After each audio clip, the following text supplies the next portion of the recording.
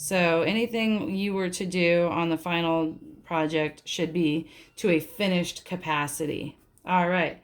So let's talk about how we could do scales. We could do scales like this. We talked about texture pattern the other day, a repeated design. So you could do scales with a dark outline. And then they're usually like bricks too. They're like every other. So maybe I would do 3 and then I would do 2 and then I would do 3 and then I would do 2, and that would help. So if you were to do scales, same thing. You could just add a little bit of value, and make the top and bottom darker, and then they would appear to have a little bit of form. I do like to darken those scales a lot. This is where, when you start to get into details, guys, if you have a mechanical pencil, this is where the mechanical point on your pencil is very helpful. Normally, I stay away from mechanical pencils when we're shading because I want to make sure I can broadside shade.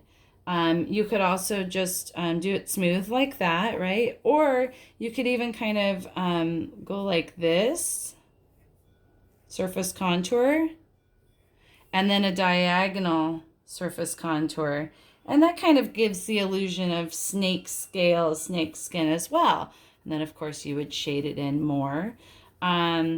So I'm going to stop in just a second, and those will be our notes. And then everything we do from this point on is going to be on the final draft. And so you're going to, let's do one last thing. He just bit this finger. He just bit it. So I'm going to be dripping some blood down. Okay. And so it's important if you think about dripping blood down, blood sometimes will travel down our hand or water. Okay. So sometimes it'll travel down the hand and then get heavy and drip. Right? And then sometimes it'll just kind of drip straight, and kind of long drips will happen. Okay? So, and then of course you would have to figure out how dark is the blood in comparison to the hole, and maybe leave some shine on the blood. This is, again, a small area. This is where maybe a mechanical pencil would come in handy. Maybe I'll leave a little shine on the blood right there to show that it's shiny. Maybe I'll leave a little shine right there to show that it's shiny. You'd want to color it in nice and solid, to show that it's dark. Okay. So these are little details that we would probably want to get that mechanical pencil out for, because they're very small. So bulge and 10 values. Then we'll talk about the center of the hand as we continue to do this project. But if you were going to make any type of flesh, you might want to have some more knuckles, right? And then you could, show big veins or tendons. When I do this with my hands, you can see mine really clearly. You could, this is an area that you need to consider. Some people do bandages. We'll be looking at some student samples. Some people like to make like holes right here.